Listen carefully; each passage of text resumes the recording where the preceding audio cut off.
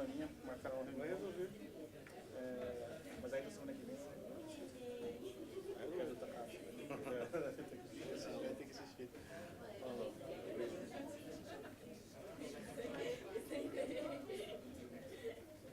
Vamos lá? Olá, bom dia, bom dia. Pessoal, a ideia aqui nesse ciclo de palestra, é tentar juntar as áreas que a gente tem aqui diferentes, de engenharia, administração e economia, para tentar mostrar para vocês como que as ideias se conectam. Tá? Então eu estava conversando com a Carolina e ela gostou da ideia de trazer pessoas de fora.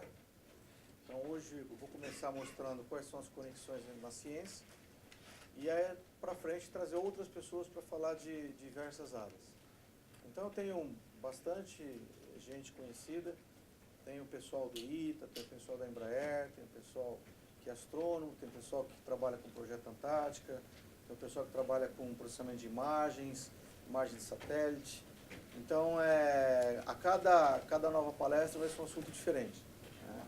Nesse primeiro semestre que a gente está fazendo, vou trazer vão ser só 4 palestras, para ver exatamente qual é a recepção, como que o pessoal adota a ideia, se a instituição gosta da ideia. E aí, semestre que vem, eu vou trazer outros tipos. Então, não vai ter palestra repetitiva. Cada palestra vai ser um assunto diferente.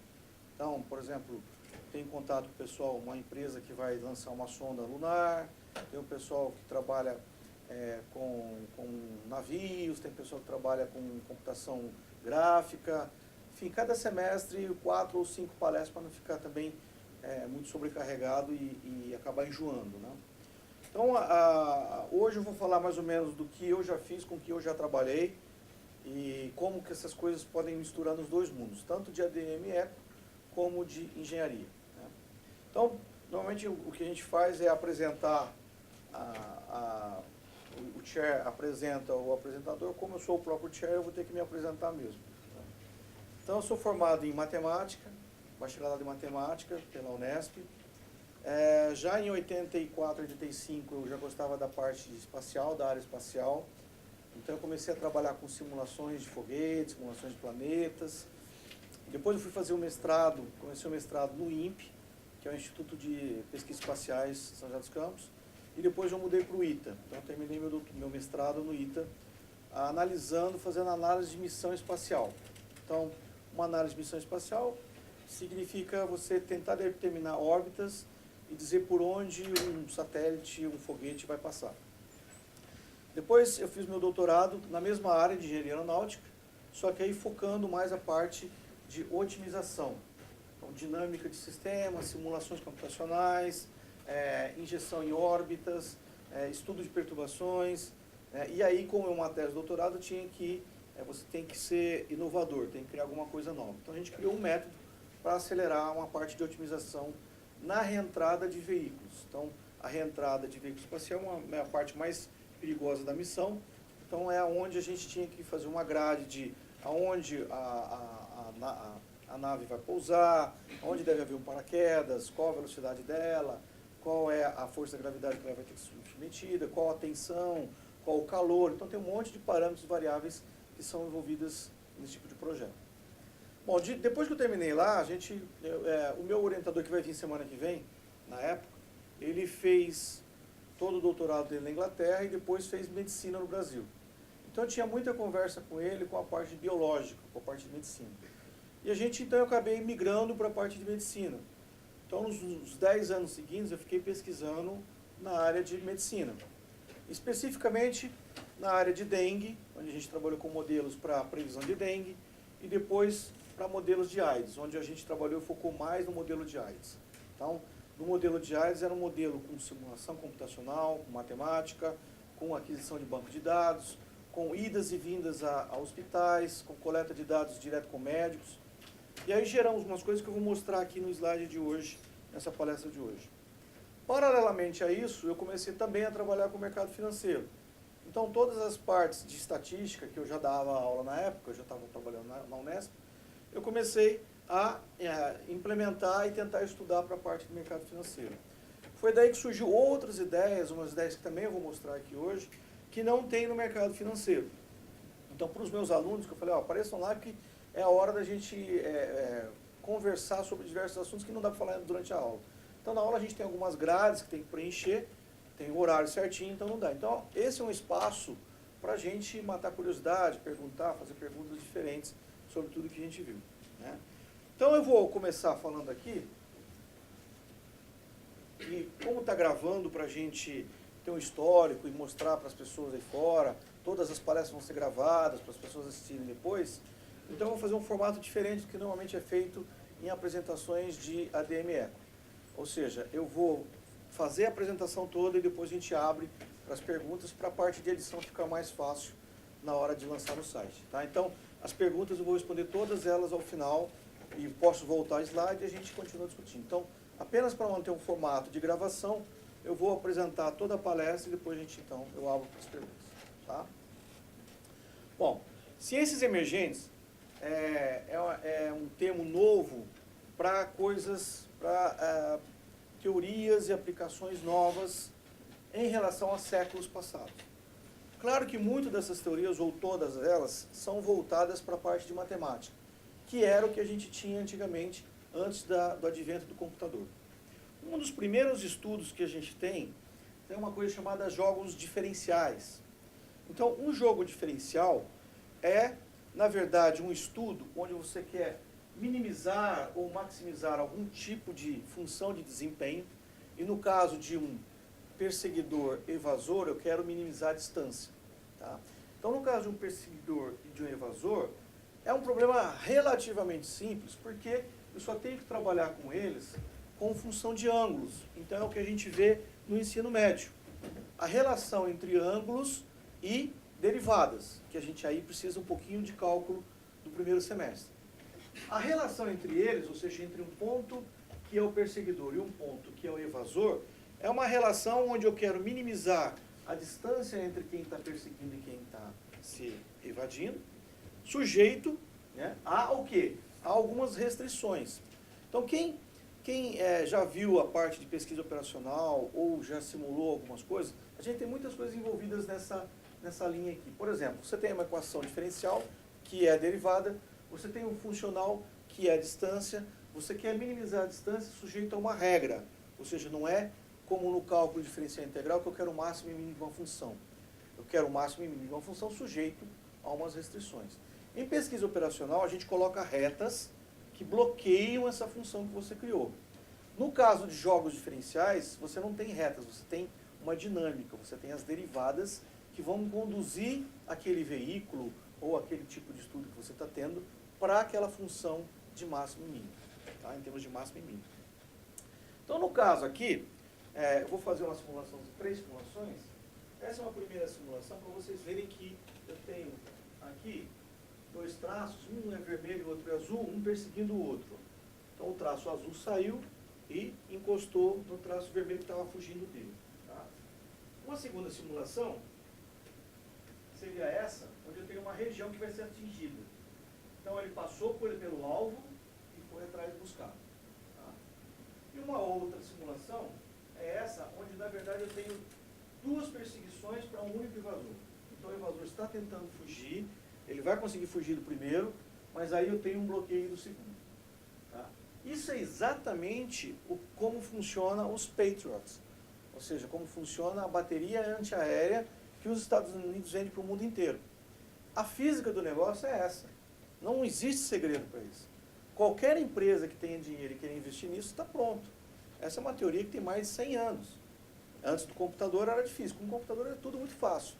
A gente tinha no Brasil antigamente, nos anos 80, 2 empresas fortes, a Engesa, por exemplo, que fabricava tanques, e tinha uma outra firma que fabricava míssil e que vendia para a Arábia. Né? Então, toda a parte de engenharia é uma engenharia muito básica, muito simples, como vocês estão vendo aqui, é questão de ângulos e velocidades. Só. O resto é dinheiro. Tá? A gente chegou a vender para o Saddam Hussein, eu quase participei do projeto com o Saddam Hussein, na hora H eu pulei fora. Né? Por quê? Porque, na verdade, o Saddam Hussein ele pagava para as pessoas numa conta fantasma nas Antilhas, por exemplo. E aí, depois de terminado o projeto, que você ia receber. Ninguém do Brasil que foi lá recebeu nada.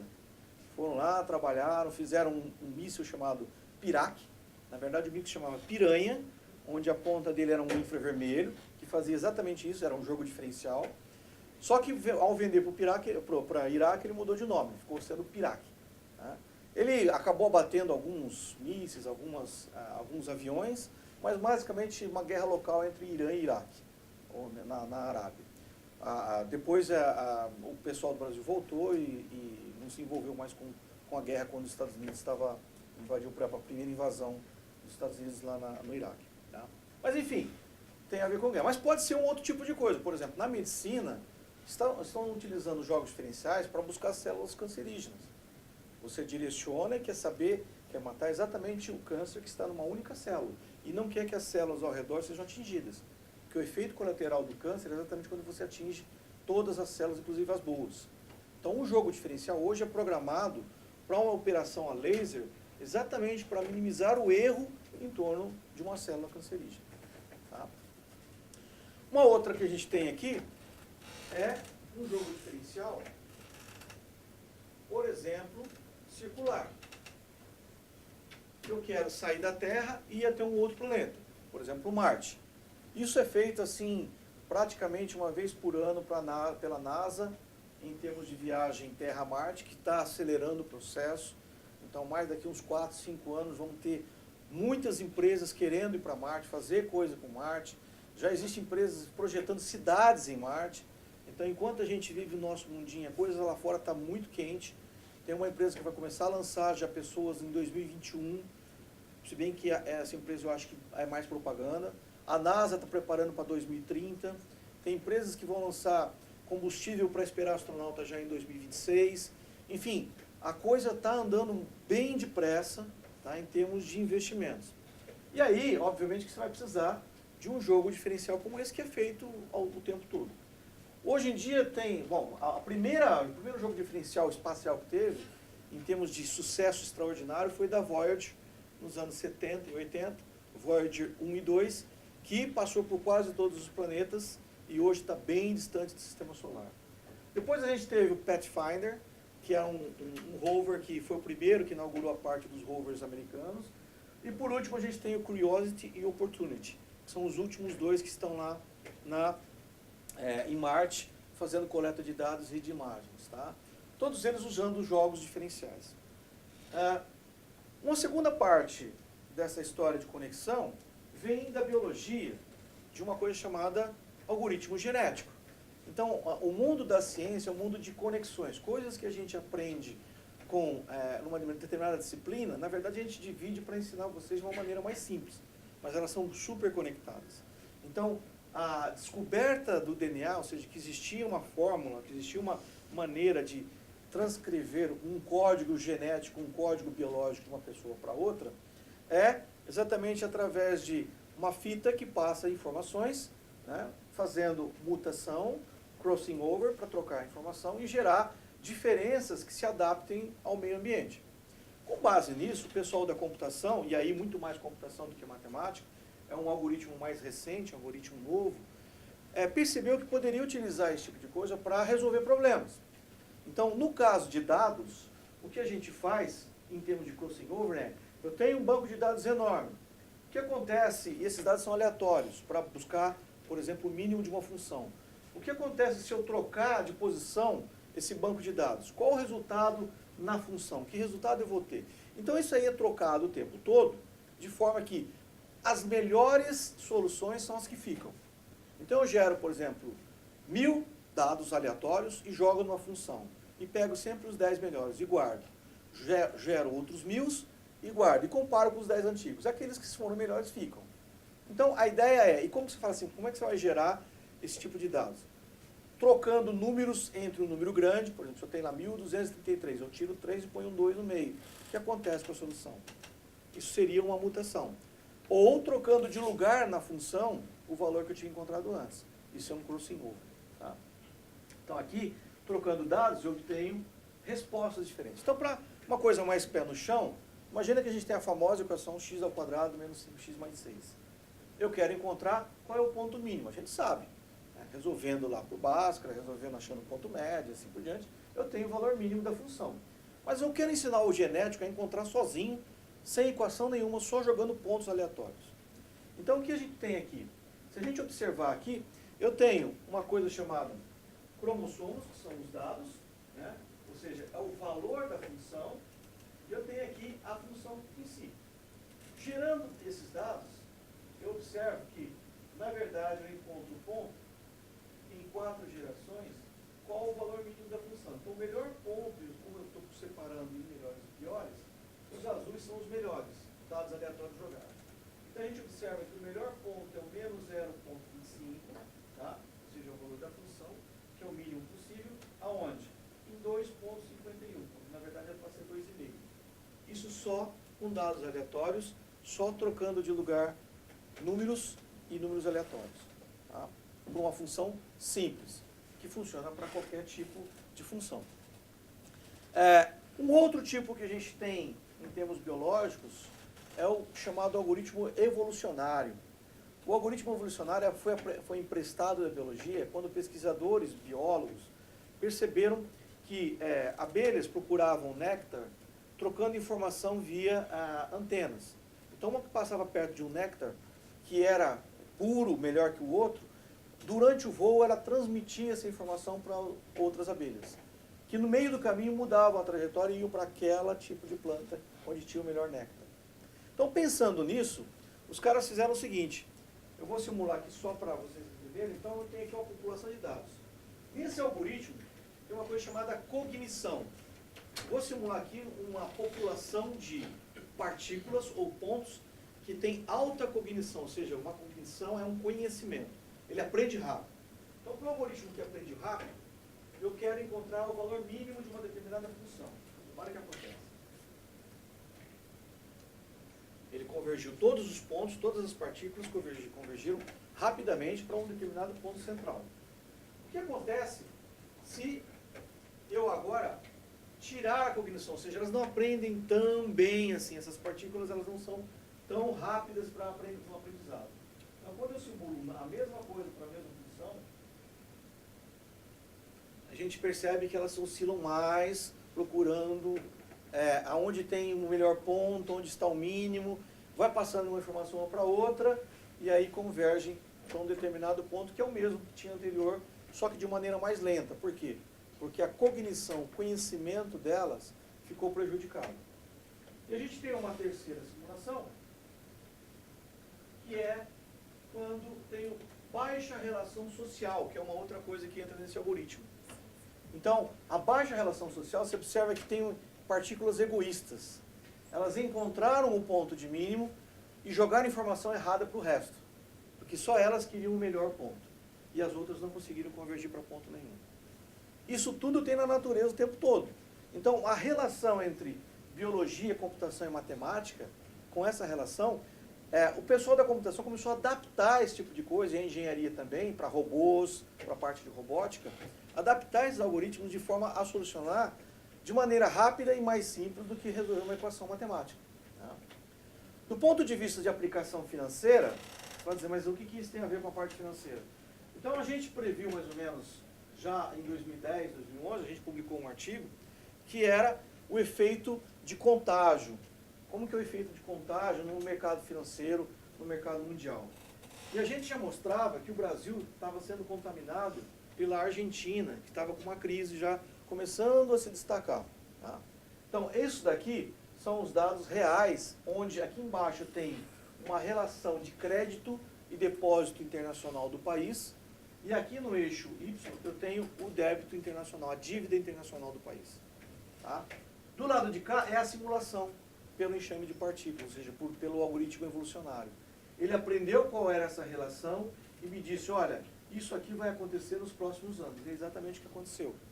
Acabou todo mundo convergindo para essa parte de baixo, que significa o quê?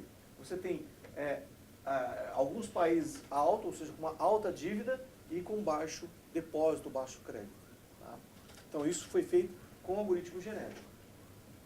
Um dos algoritmos genéticos, tem vários algoritmos, um deles é um método conhecido como enxame de partículas, que é o que eu mostrei agora de pouco para vocês. A ideia, então, é uma informação sobre dinheiro passar para outra o mais rápido possível. Isso acontece todo dia no mercado financeiro. Em termos de bolsa de valores, é 100 milissegundos que você tem de transação de um país para o outro. Então, com fibra ótica é super rápido. Então, um vai passando informação para o outro em termos de onde está o melhor tipo de investimento. Esse investimento aparece através de terminais como Bloomberg, de notícias, através de noticiários de cada país, através de internet, Twitter, e vai indo até todo mundo convergir para um determinado ponto. Esse é um ponto problemático da finanças mundial. Porque quando todo mundo caminha para um único ponto, qualquer crise derruba todo mundo ao mesmo tempo. Então, apesar de todo mundo tentar se cercar com diversas técnicas, tecnologias para evitar crash, para evitar problemas, quando todo mundo está concentrado em determinado investimento ou num determinado país, se aquele país ou aquele tipo de investimento cai, todo mundo cai junto. Né? Que é a chamada ganância, todo mundo quer ganhar o que os outros estão ganhando. A equação que eu tenho falado o tempo todo é essa aqui, ó. Uma equação muito simples, na verdade são duas equações, onde a gente tem aqui a projeção da velocidade, da posição da partícula. Então, se a gente observa aqui, eu tenho a projeção dela. A projeção futura é a projeção passada, multiplicada por dois termos. O que são esses termos aqui? Esse P aqui significa o ótimo local. Então, enquanto elas estão andando, uma partícula informa para outra que naquele lugar, entre ela e mais 4 ou 5, o que ela está é o melhor da função.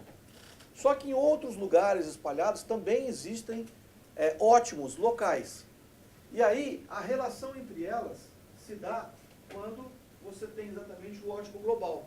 Depois de uma iteração, depois que você fez lá uma regra de variação, eles comparam todos os ótimos locais.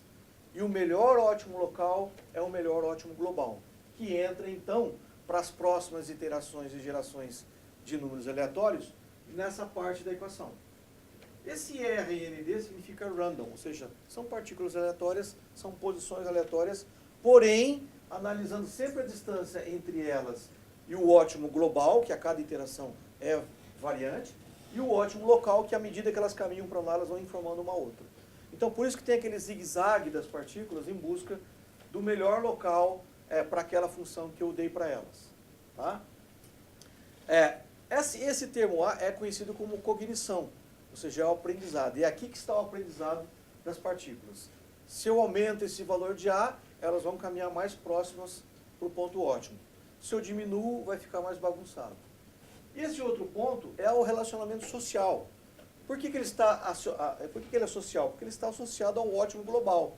Então, se eu sou um cara que gosta de contar muita coisa, falar muita coisa, eu tenho um bom relacionamento social. E eu estou perto do ótimo global, então estou influenciando as pessoas a vir para o meu ótimo global. Agora, se eu sei qual é o ótimo e não conto para ninguém, eu acabo isolado e a solução não converge, que é aquele onde ficou a outra população perdida. Uma população convergiu para o ponto, mas bagunçou para outra população. Tá? Então, esse é um método simples, computacionalmente super rápido, que funciona para qualquer tipo de equação, para qualquer tipo de função, com velocidade extraordinária em termos de resposta. Tá? O algoritmo é esse aqui, em termos de programação. Vocês vão observar que a gente tem aqui, então, a inicialização, eu chuto qualquer valor para os parâmetros iniciais, gera essas partículas, entra na equaçãozinha, avalia qual função é melhor, pergunta se for a melhor global, troca e volta para cá e vai ficar nesse loop o tempo todo. Tá? Até encontrar um grau de tolerância, um erro entre a função e o dado real. Bom, no caso da nossa conhecida função x² menos 5x mais 6, se eu chutar aqui 5 pontos, né, e aí soltar o algoritmo para aprender sozinho, ele vai aprender e vai chegar naquele ponto mínimo. Então aqui no caso, para o pessoal de engenharia, esse aqui é uma programação do estilo VBA, Visual Basic for Application, que também serve para Python, que também serve para MATLAB, que também serve para qualquer tipo de linguagem. Tá? Ou seja, o algoritmo funciona, você só tem que modificar a estrutura de for, while, if e assim por diante. O resto do algoritmo é o mesmo. Então aqui eu gero a inicialização do meu relacionamento social, a inicialização da minha cognição, do meu conhecimento. Aqui é a geração aleatória das partículas, eu jogo ela no espaço de maneira global. Aqui eu avalio o melhor resultado, tá? Aqui é exatamente a projeção para o futuro, onde as partículas devem estar, e a avaliação do melhor resultado global. No final, no Excel, a gente consegue encontrar esse tipo de coisa, e em 4 passos a gente converge para o ponto ótimo da função.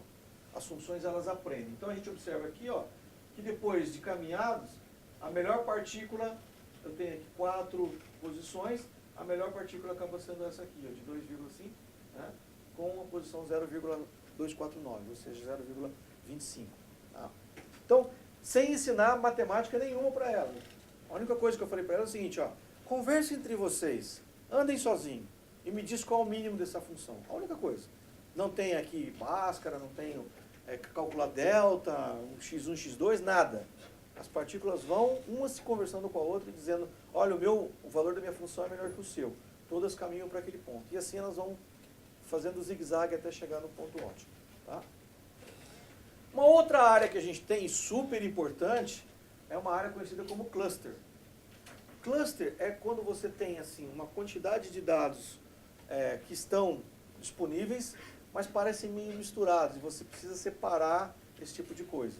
Então, a estatística voltada para cluster, que existem diversos softwares que você pode fazer o algoritmo, mas hoje em dia está tão simples que tem diversos softwares de imagem, de foto, você consegue dividir, por exemplo, eu tenho dados misturados, quadrados, círculos, com cores diferentes, e aí eu quero separar eles. Eu posso separar, por exemplo, pelo número de vértices. Então eu tenho, do lado esquerdo, círculos, com vértice 0, do lado direito, 4 vértices. Uma outra forma de separação pode ser pela cor. Verdes de um lado, azul do outro.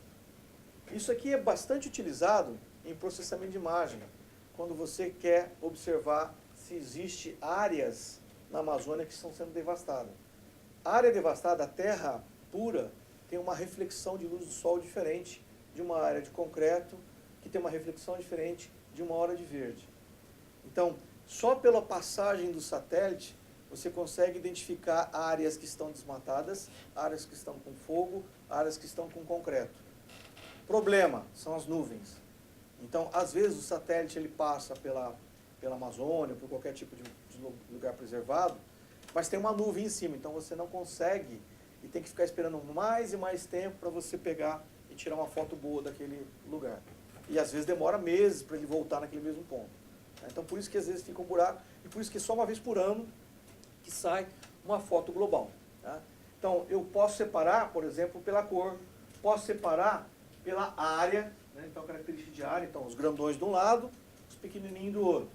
Posso separar por vértices. Quadrado, sim. Eu pego uma amostra e digo, quadrado é sempre para o lado direito. Laranja, mas é um quadrado, então eu continuo pelo lado direito. E esse aqui? É parecido com um quadrado que tem 4 vértices, vou para o lado direito. E esse aqui tem um buraco, mas tem 4 vértices, continuo indo para o lado direito. Então eu ensino o computador a tomar decisão. Esse aqui, tem um piguinho lá, mas tem 4 dados ainda vou para o lado direito. Esse aqui, esse não tem, não sei, o computador vai ficar na dúvida. Que é quando aparece uma nuvem, por exemplo, numa foto aérea. Tá? Então não tem como você tomar decisão sozinho sobre isso. Isso se chama cluster, clusterização. Então é reconhecimento de padrão. Eu ensino o computador o que é um círculo, eu ensino o computador o que é um quadrado, mas não ensinei o que é um retângulo, um triângulo. Então ele vai ficar, se aparecer algum triângulo na imagem, ele vai ficar em dúvida. Tá? No caso do MATLAB, por exemplo, tem uma função chamada CAMINS, que automaticamente, em relação aos pontos que a gente tem, então eu tenho aqui, está meio apagado, mas eu tenho aqui alguns valores aqui em cima e os valores aqui embaixo. Eu quero saber quais são os 2 clusters desse tipo de dados. Então eu vou pelo ponto médio, ele vai caminhando até separar as cores. E aí ele isola e me diz o seguinte, que existem 2 clusters. Um cluster é esse quadrado verde aqui, o outro é o quadrado vermelho. Tá? E aí ele acha o centro desse cluster aqui. Bom, isso pode ser usado em processamento de imagem para o pessoal que é de engenharia de computação, pode ser usado para qualquer tipo de robótica, parte de análise robótica, e também para administração e economia. Exemplo, 86 empresas oscilando na Bovespa. Eu tenho do dia 21 de maio de 2012 para o dia 22 de maio de 2012. um monte de dados perdidos aí. Mas eu quero saber qual é o ponto central. Quando que aconteceu a variação num dia e que variação vai dar no dia seguinte. Então, quando eu faço isso, eu observo que tenho dois clusters. Dois pontos centrais nessa porção de dados, dos dados da Bovespa. Tá? A mesma coisa, se eu dimensionar mais, a função mandar ele buscar mais dados, ou seja, ao invés de 2, eu quero saber onde estão os 3 melhores pontos na Bovespa, por exemplo. Ele vai me dar 3 pontos, que são os 3 pontos pretos que estão ali na imagem. Tá? Seriam os 3 clusters. Uma outra coisa que existe também, que é pouco divulgado na parte de ciência, é chamada de lógica fuzzy, ou lógica nebulosa. Então vocês estão, a maioria, aprendendo aí estatística, probabilidade, vendo qual a probabilidade de um determinado evento ocorrer. Existe uma que é a probabilidade do mais ou menos. Isso é mais ou menos frio. Se chama nebuloso. Ela surgiu no comecinho dos anos 1900 e foi acelerado pela computação nos anos 1960, por aí. Tá? O que significa? Então, nesse exemplo simples, a gente tem aqui um jovem. Na verdade, a gente não fica velho de imediato. A gente fica velho à medida que o tempo vai passando. Então, a pessoa pode ser considerada jovem até ela atingir 20 anos. Depois dos 20 anos, na verdade, existe um decaimento no conceito de jovem. Então, eu tenho, por exemplo, se o Joãozinho tem 10 anos, existe uma coisa chamada grau de pertinência.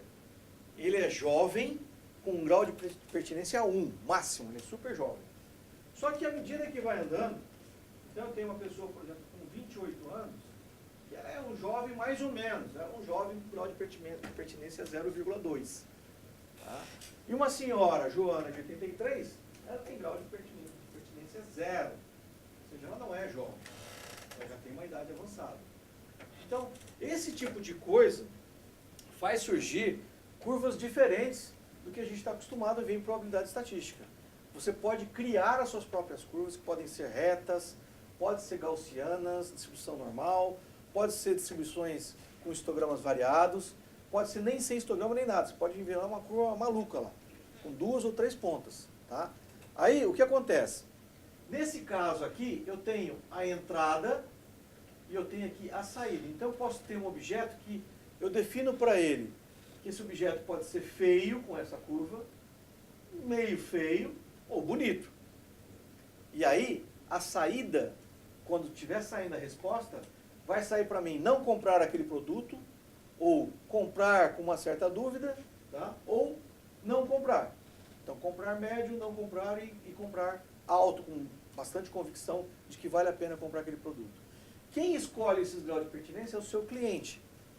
Ou seja, quem vai bolar isso é o especialista, é o cara que é craque na parte de lógica fuzzy. Tá? A gente tem sistemas prontos, já como esse que vocês estão vendo aí, do MATLAB, que me dão resposta em função do grau de pertinência. Tá? Utilização prática para isso. Então, a gente usou para tentar prever taxa Selic do Banco Central. Então, aqui você dá para ele aprender quais são os dados reais e faz uma previsão. Então, vocês observam que o pontinho é exatamente o que o Banco Central fez. E essa curva mais suavizada, em torno dos pontos aqui em cima, é o que a gente previa. Né? Então, você observa que a lógica fuzzy antecipou a regra do Banco Central, tá, em alguns anos atrás, só com informação sobre dólar e inflação. Então, eu dei para a lógica fuzzy qual é a curva de dólar e de inflação e disse para ele, e aí, o que vai acontecer com a reunião do Comitê Político Monetário? Tá? Então, isso é uma aplicação na parte de finanças. Uma outra coisa que existe é o chamado autômato celular. Isso já é antigo, mas agora está ganhando força de novo para resolver diversos problemas, como, por exemplo, superlotação em estádios, superlotação em eventos, qual a melhor maneira de fugir num caso de um atentado terrorista e assim por diante. Então, a gente tem aqui regrinhas que são boladas onde você coloca numa determinada faixa regional, que você cria uma região, dela nascer ou dela morrer. Tá? Então, isso se chama jogo da vida. O jogo da vida foi criado nos anos 70 pelo John Connor, e aqui tem um rascunho, vocês estão vendo aí do lado direito, um rascunho de como que ele bolou a regra, que é uma regrinha do tipo assim, é uma região que tem 4 ou 5 pontos em volta, e o pontinho morre se ele estiver no meio de outros 5 pontos. O ponto morre por isolamento se ele estiver sozinho ou só com 2 vizinhos. E ele passa para frente e cria novos pontos se ele tiver 3 ou 4 pontos ao redor. Então, só com 4 ou 5 regrinhas, mais ou menos seria isso, ele consegue gerar um fenômeno de nascer e morrer coisas. Né? Criar populações de bactérias, por exemplo, de vírus, e fazê-las desaparecer. Então, eu tenho aqui uma simulação, só com essas 4 regras. Vocês observam lá em cima no canto esquerdo, que vai nascendo, os pontos vão nascendo, à medida que eles vão interagindo, eles vão proliferando, eles vão crescendo. Eu posso aumentar a relação entre eles, posso aumentar o número de interação entre eles, né? E a gente vai vendo na simulação como que a população vai se proliferando. Eu posso simular uma determinada vacina e fazer aqueles pontos todos morrerem, desaparecerem. Então tudo depende, e aí eu vejo para que lado mais ou menos a vacina funciona ou a vacina não funciona. Tá? Um programinha simples, com 4, 5 regras, que seria dentro do C, né, dentro de um for, de um do while, de um loop, tá? Que faz os dados variarem. Uma outra parte que tem de modelagem é a modelagem dinâmica, que é baseada em equações diferenciais, tá? Que é baseada em parte de cálculo 2 ou cálculo 4, dependendo se for na área de engenharia, pessoal da engenharia. Se vocês observarem aqui, tem assim, contagem CD4 boa, paciente relata boa estabilidade emocional, com bom relacionamento familiar, carga viral aumentou. O que significa isso? Isso foi o que eu retirei de um prontuário médico. Eu fiquei 1 ano na Vila Mariana, tentando coletar dados de AIDS para aprender como que relacionavam as variáveis. Tá? Então, se você observar na foto aqui, vocês estão vendo algumas regiões mais escuras, que quando o vírus entra na célula, ele é um vírus que entra e fica latente, ele te dá uma gripe no início. Então, o HIV ele entra, te dá uma gripe, baixa a resistência, mas depois ele fica adormecido. Okay? Passado alguns anos, ele fica, na verdade, testando você. O CD4 são a nossa defesa. Tá? Essas são as células de defesa do organismo. Ele fica dando pulsos, testando o seu CD4, testando a reação do seu organismo. Então, passa 2, 3 anos muito bem, depois ele reaparece, solta uma carga de vírus e some. Só que a sua resistência ela vai baixando a um tal nível que quando no passar do tempo ele percebe que você não vai mais ganhar a guerra, ele aumenta a taxa de replicação viral. E aí a pessoa morre. Isso morria antigamente. Hoje em dia tem vacina para isso. Vacina não, tem medicamento, vários medicamentos, que são baseados no seguinte: quando a célula entra, quando o vírus entra no corpo, ele procura essa célula chamada de CD4. Então, tem 3 fases. Ele entra, prepara uma coisa chamada transcriptase reversa, que é tentar se misturar ao código genético para ensinar a célula no núcleo a fazer novos vírus. E quando ele sai com esses novos no formato de vírus, esse processo se chama protease. Então, o que os remédios fazem? Eles tentam bloquear essa fase, chamada de transcriptase reversa. Aí são os remédios mais antigos, como o AZT, são os remédios antigos que eles faziam isso. Existem os remédios mais novos que tentam bloquear essa outra parte, chamada de protease, inibidor de protease. E existem os mais recentes, os mais poderosos dos últimos anos, que tentam bloquear exatamente aqui no meio da célula, ou seja, no núcleo, que é o chamado bloqueadores de integrase. Tá? Então, esses 3 conjuntos geram para um paciente uma mão lotada de remédio todos os dias. Para ele controlar a doença, ele tem que tomar uma mão de remédio todos os dias, para ter os 3 bloqueadores e não deixar o vírus proliferar.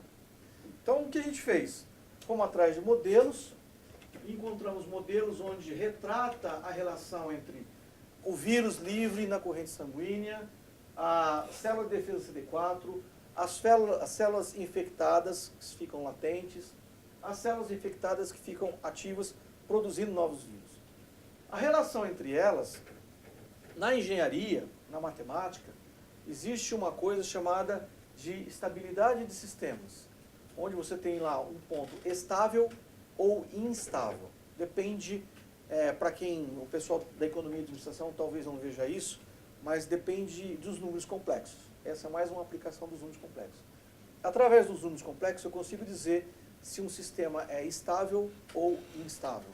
Tá? A relação entre autovalores e autovetores vai me determinar isso. E para que vocês fiquem sabendo, na verdade, a vida saudável é instável. A estabilidade da nossa vida é quando a gente está doente, está para morrer. Tá?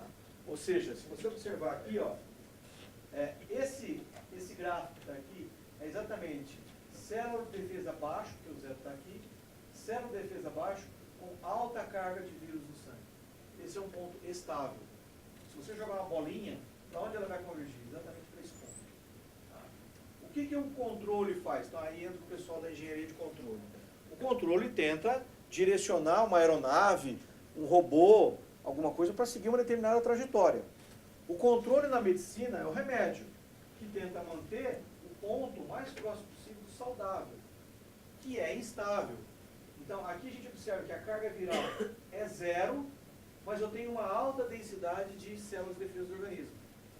Então, isso aqui é instável. Quem mantém eu aqui é exatamente o remédio. Tá?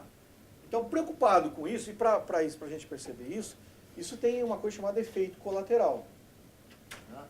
Então, o efeito colateral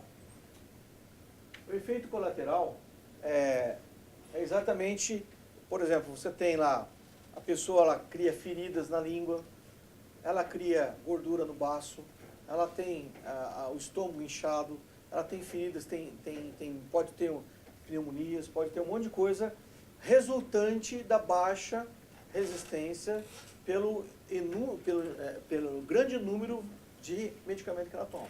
Tá? Então, preocupado com o efeito colateral, a gente foi atrás de tentar descobrir uma formulação para isso. Ou seja, será que eu consigo prever quando que o medicamento vai dar algum tipo de doença secundária no paciente? Então, a gente bolou uma fórmula, que é essa daqui, tá? Onde a gente tem aqui o inverso da célula de defesa ao quadrado, e aqui a carga viral ao quadrado, com o volume de medicamento que ele está tomando. Okay? Quando a gente fez isso, se a gente observar aqui embaixo, tem 50 pacientes, esse é só um deles. Já de cara, aqui no começo, eu tinha lá no histograma um valor alto, indicando o efeito colateral para essa quantidade de medicamento que esse paciente tomou e para essa carga de defesa que ele tinha. Então, você observa que à medida que ele foi tomando medicamento, as células de defesa foram aumentando. Tá? Mas, de cara, a gente observa que tinha alguma coisa aqui naquela fórmula que a gente criou. Quando a gente olha lá no formulário dele, na verdade, nesse período ele estava com tuberculose. Então a fórmula conseguiu captar um efeito colateral. Ele tinha tuberculose naquela fase inicial. Se a gente observar aqui tem um número 3. O número 3 está bem baixinho ali, ó. Ou seja, se a gente observar nesse paciente, o número 3, que é o histograma baixinho, eu venho aqui e observo, ele tinha uma diarreia e uma cólica apenas. Então o índice estava captando esse tipo de coisa. Bom, vamos para um software. Então criamos um software para tentar prever esse tipo de coisa, prever a carga viral, prever o que o cara está tomando, prever o tipo de medicamento que ele está tomando, o que pode acontecer com ele no futuro e assim por diante. Tá? Então, para prever isso, precisou do quê? De um modelo, precisou de cálculo, precisou de computação, precisou de derivadas e assim por diante. Na mesma parte de equações diferenciais, essa parte de cálculo, a gente tem uma outra aplicação, por exemplo, em aquecimento global. Então, se vocês observarem aqui, ó, essa aqui era uma região lá da Amazônia Legal, ó, 1984, 2000 e 2016. A área branca é o desmatamento. Então, a gente observa o grande desmatamento que está tendo no Brasil. E aí aumenta o efeito estufa. Tá? Se a gente observar aqui, então, esse é um modelo que a gente criou, um modelo que não tinha, começamos do zero. Ou seja, como relacionar a economia, que é o PIB, o GDP, tá? Com área de floresta e com CO2, dióxido de carbono na atmosfera. Os pontos que a gente tem aqui são os pontos reais e a curva contínua é a curva simulada. Tá?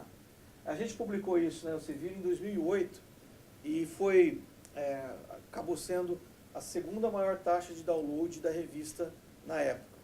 A gente não sabia que era um modelo tão diferente assim do que tinha. Não tinha modelos que juntavam essas três áreas. Então o pessoal gostou bastante desse tipo de resultado e bastante desse tipo de simulação computacional. Tá?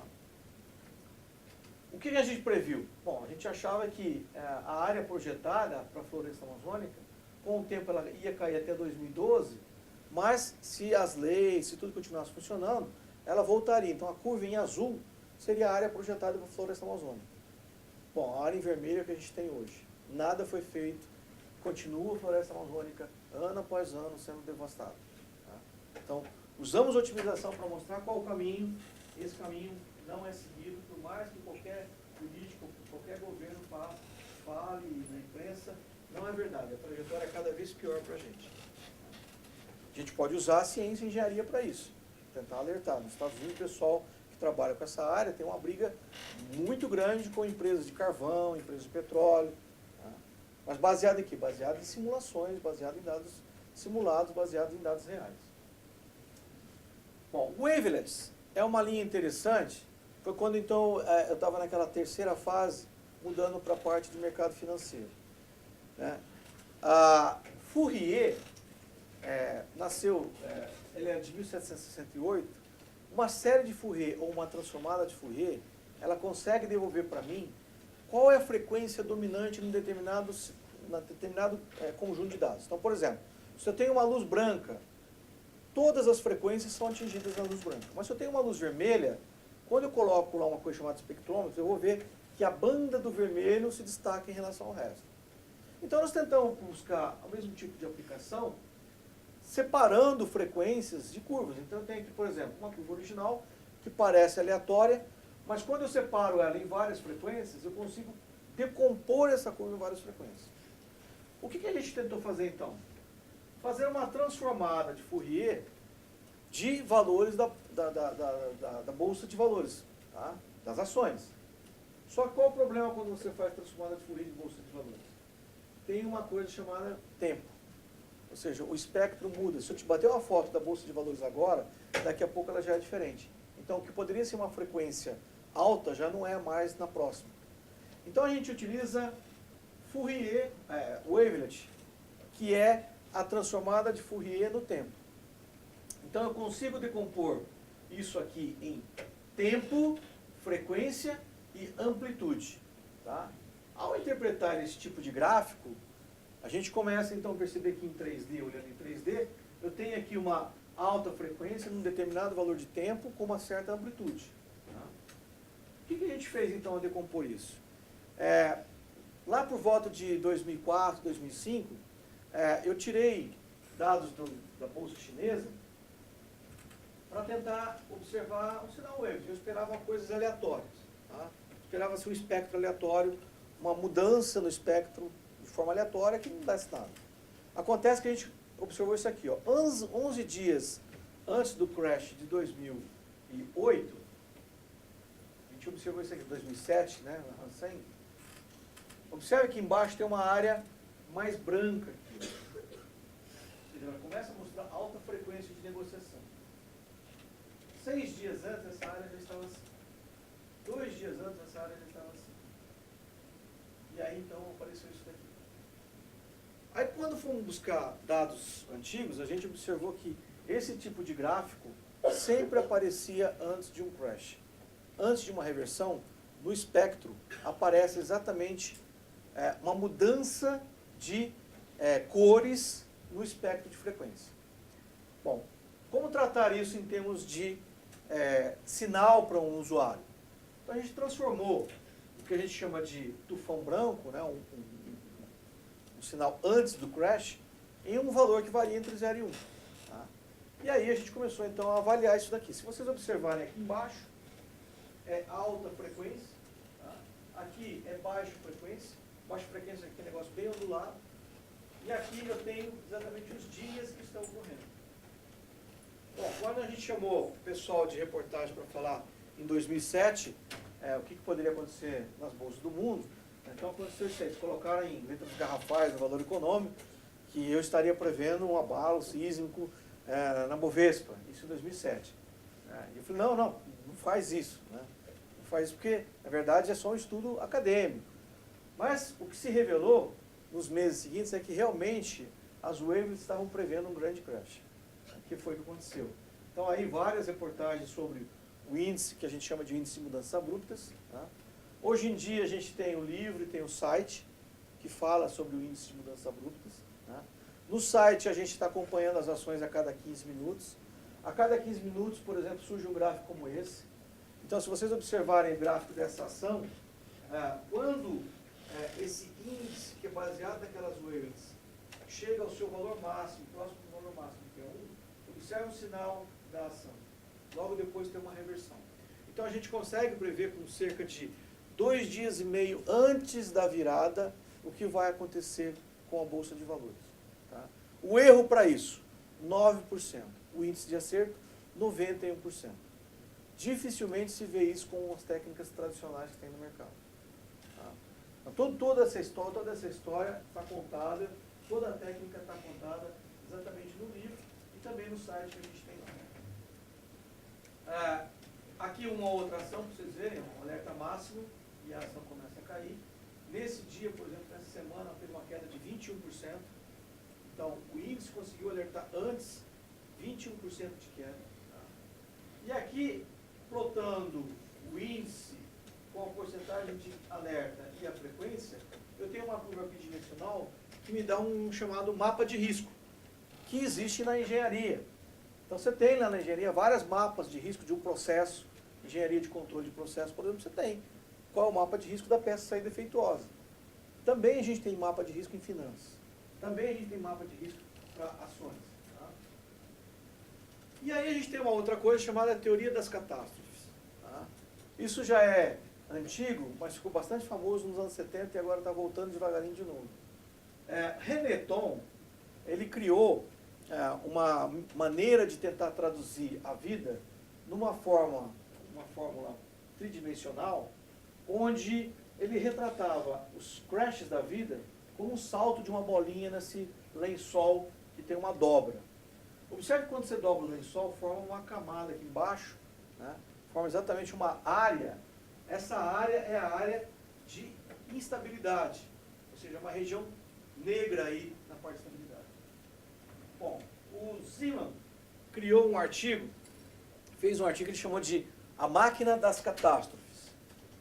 Ele ensinou como fazer máquina da catástrofe. Ou seja, a mudança de um ponto para outro pode levar toda a trajetória para uma catástrofe. Tem um videozinho que eu fiz aqui. Eu fiz a máquina da catástrofe baseado no artigo dele. Tá?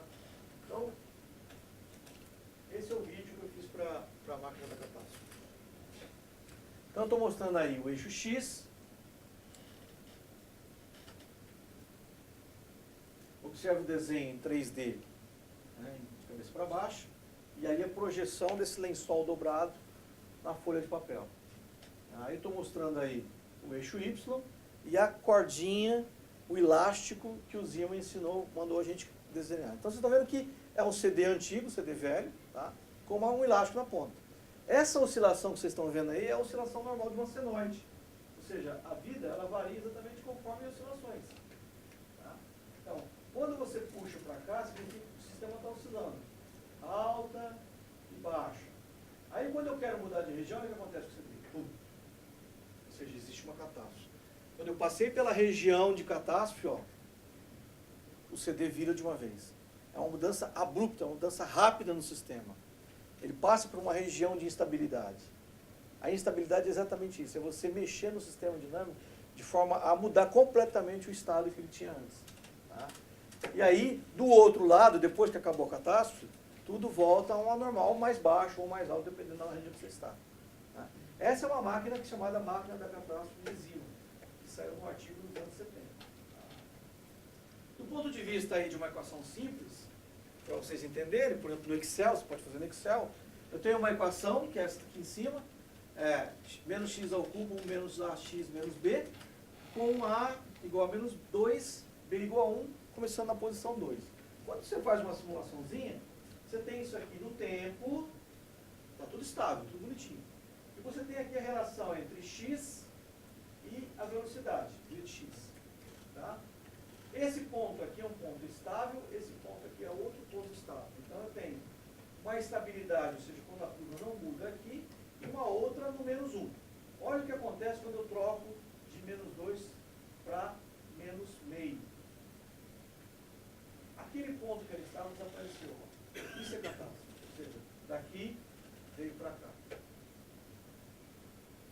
exatamente o CD mudando. Tá? Será que ocorreu catástrofe em 2008? Então, quando a gente vai lá nos dados de 2008, você observa exatamente essa curva. A curva vermelha é a teoria da catástrofe acoplada aos dados reais da Bovespa. Tá? Bom, por último, teoria das redes. Teoria das redes é a junção de várias coisas no formato de redes, ou seja, redes de conexão. Cada linha daquela ali é como se fosse uma correlação existente entre um ponto e outro. A teoria de redes está evoluindo muito. Tem muita coisa sendo estudada através da teoria de redes. Então, o que acontece, a pergunta que a gente fez nesse artigo é, o que acontece se eu deslocar, se eu tirar um ponto da rede? Imagine, por exemplo, que você tem um servidor que está sendo atacado por um hacker. O que acontece se eu cortar, se esse hacker invadir o sistema e cortar uma linha importante de conexão? Toda a rede cai. Então, existe uma teoria para proteção de redes, proteção de servidores, tá? Proteção de gripe, de pneumonias, de dengues, de zika. Né? Por quê? Exatamente quando você faz isolamento de um ponto, você evita que se prolifere pela rede. Tá? Então, no caso, voltando para a parte de administração, essa é a simulação antes de 2008, da crise de 2008. A gente descobriu o seguinte, quanto mais conectado está a rede, maior a chance de ter um grande crash.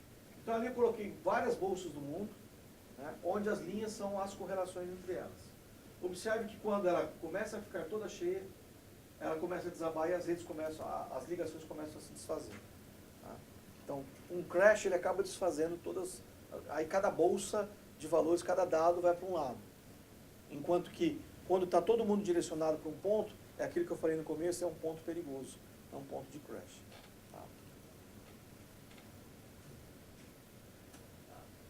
Enfim, isso é um apanhado do que a gente tem, que a gente pode misturar entre economia, DM e engenharia.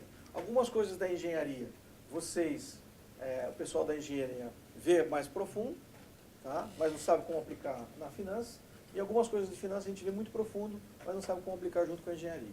A ideia é mostrar nessas palestras, trazer outras pessoas para mostrar outros tipos de questões. Essa aqui é uma abordagem inicial do que pode ser feito com várias coisas que vocês estão vendo aí nos primeiros semestres, tá? Nos primeiros anos de faculdade, que pode traduzir em termos de ciência, de pesquisa, de iniciação científica. Tá? Então a gente tem aqui na faculdade, a partir agora desse semestre, já no final do semestre, vocês vão poder fazer iniciação científica. Ou seja, sem bolsa, não precisa mais daquele lance de bolsa. Pode escolher um professor, pode escolher um assunto, vai lá e faz um projeto de iniciação científica e pronto. Antigamente não podia, tinha que ser bolsa do CNPq.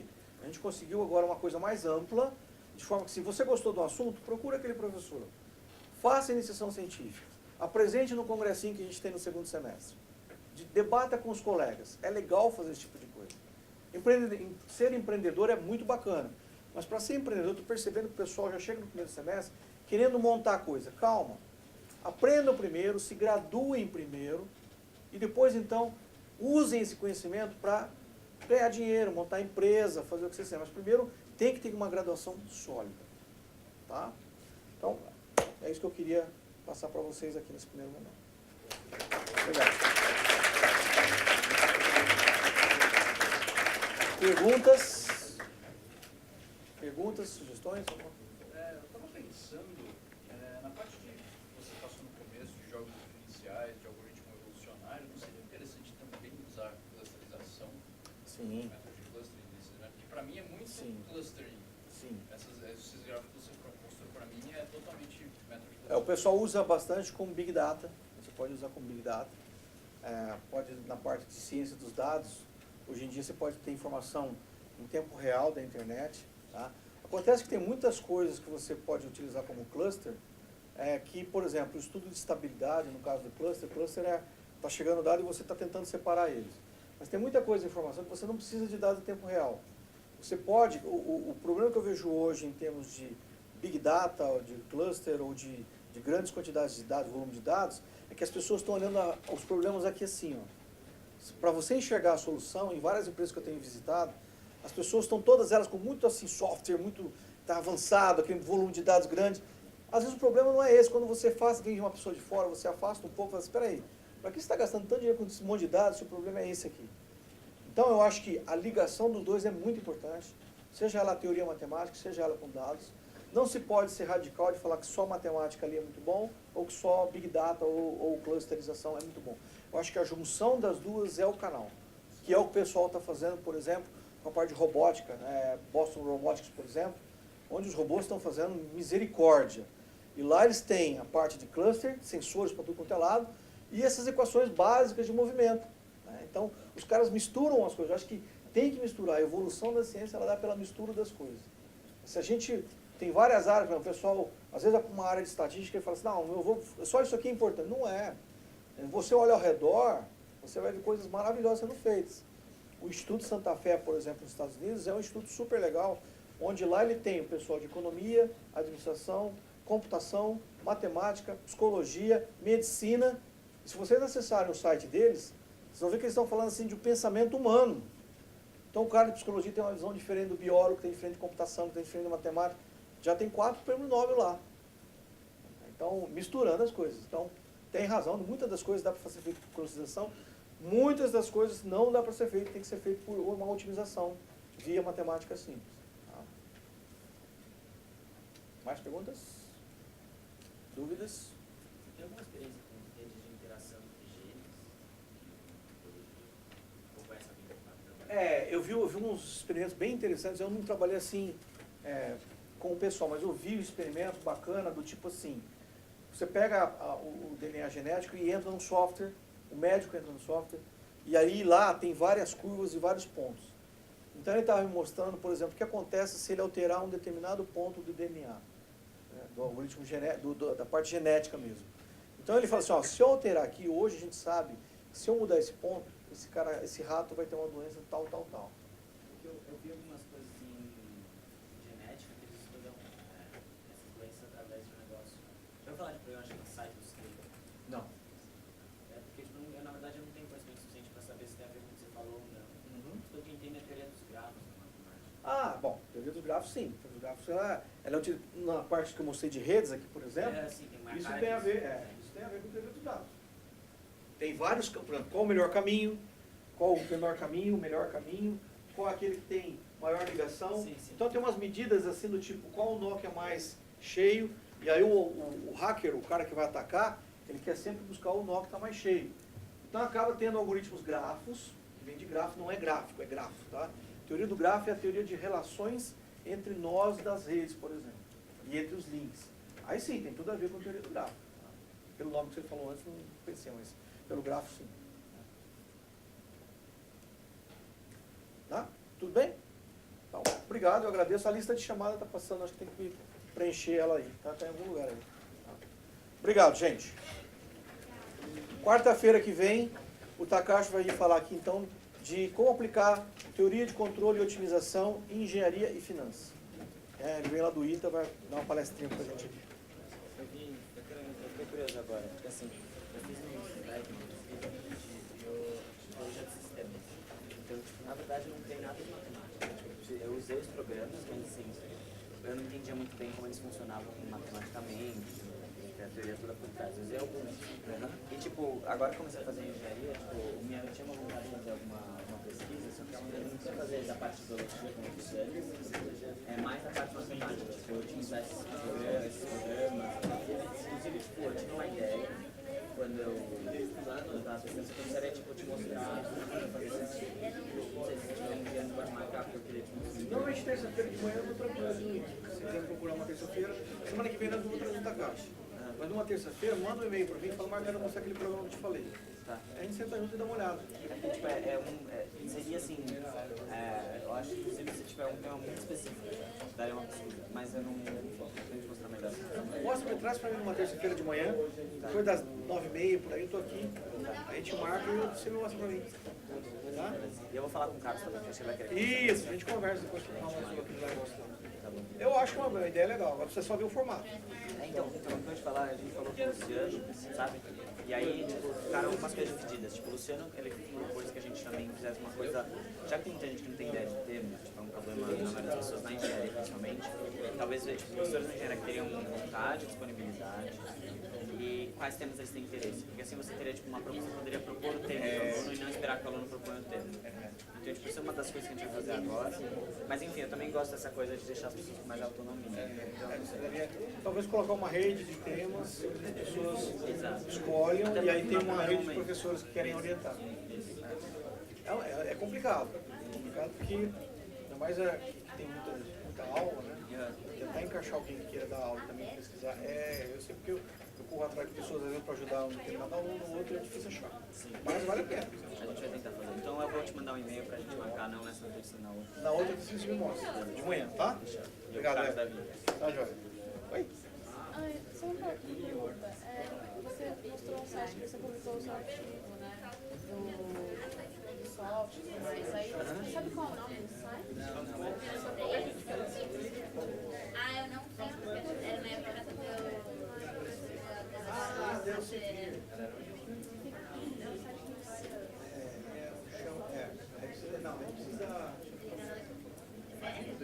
Não sabia. Sério? Ele não era muito velho? Esse aqui?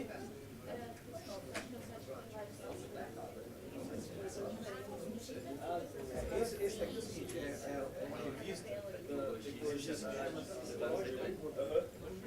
Na revista, no Elsevier, a Elsevier tem assim, os artigos que mais estão fazendo download. Então tem lá assim, vários assuntos. Essa ecológica é bem legal, que era bem biológica mesmo, bem para essa área de discussão sexual. Não, o Ah, do Santa Fé. Eu estava falando agora, falei agora que une várias áreas. Esse aqui é só de artigo. Esse aqui é super legal. E aí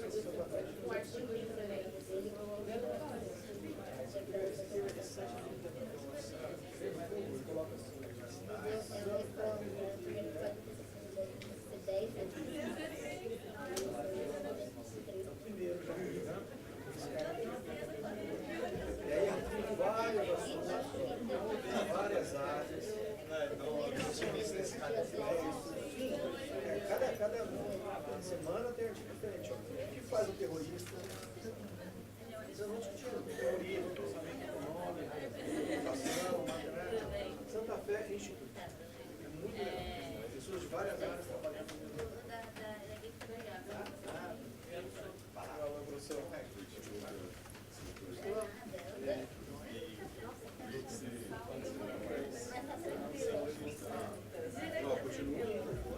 E na hora de tomar também, tá?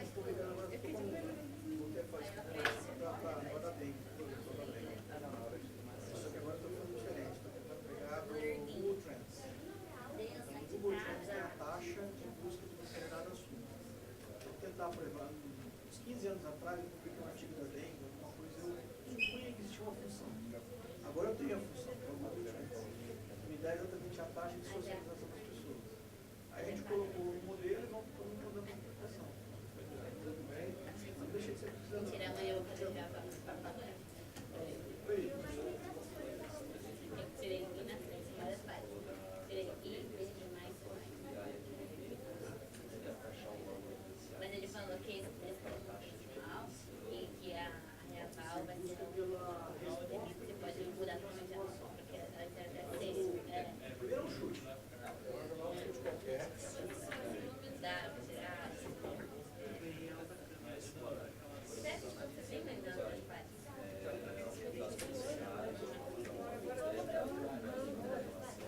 Ah, já falou. Pensar, por exemplo, você colocar meio e meio, porque existe uma relação social, pode imagina que vai dar boas, no final aqui, ó, a hora que vai melhor de todos. E aqui, ó, você vai ter, então, mas